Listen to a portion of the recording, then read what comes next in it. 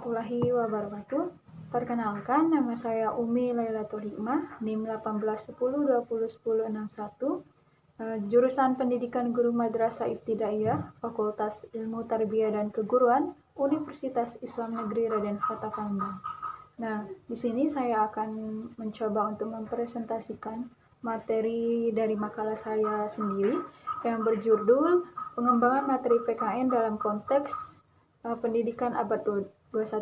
Nah, di sini saya akan mempresentasikan materi tentang pengembangan materi PKN dalam konteks pendidikan kewarganegaraan abad 21 atau abad saat ini.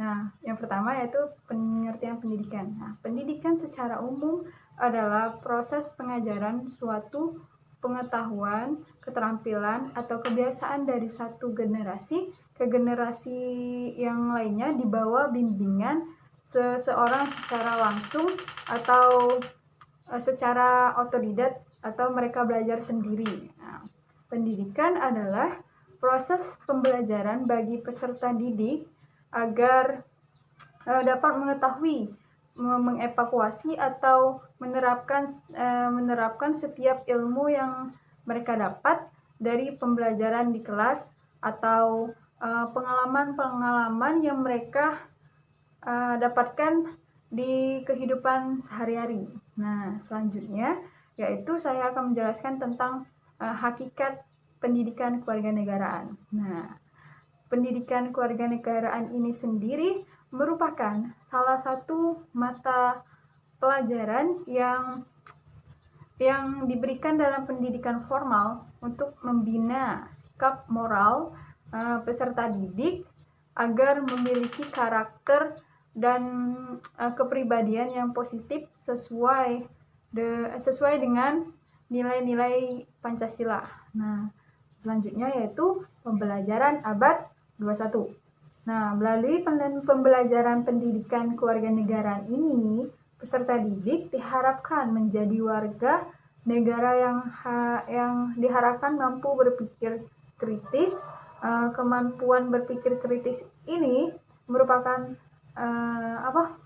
salah satu komponen penting yang harus dimiliki oleh peserta didik untuk menjadi warga negara yang baik. Nah, hal ini karena dengan kemampuan berpikir kritis baik, maka peserta didik dapat lebih mudah menyelesaikan permasalahan yang ada di kehidupan bermasyarakat, baik di lingkungan keluarga, sekolah, masyarakat, atau lingkungan yang lebih luas yaitu negara. Nah, dalam hal ini untuk meningkatkan kemampuan berpikir kritis pada siswa dilakukannya dengan menggunakan model pembelajaran pendidikan kewarganegaraan yang berbasis portofolio. Nah, selanjutnya saya akan menjelaskan materi yang keempat yaitu pengembangan bahan ajar pendidikan kewarganegaraan atau PKN. Nah, yang pertama saya akan menjelaskan konsep dasar bahan ajar dan kegunaannya. Nah, secara garis besar definisi konsep adalah suatu hal umum yang menjelaskan atau menyusun suatu peristiwa atau objek, situasi, ide atau akal pikiran dengan bertujuan untuk memudahkan komunikasi antar manusia dan yang memungkinkan manusia untuk berpikir lebih baik. Nah, pengertian dari konsep mengenai ialah abstraksi suatu ide atau gambaran mental yang dinyatakan dalam suatu kata atau simbol. Nah, sedangkan pengertian dari bahan ajar ini sendiri adalah kumpulan dari materi-materi pembelajaran yang disusun dan dikemas secara sistematis baik berupa cetak maupun non cetak yang dapat digunakan dalam pembelajaran dan dalam belajar dan pembelajaran. Nah, selanjutnya yaitu menurut Belawati bahan ajar ini dikelompokkan menjadi 3 kelompok.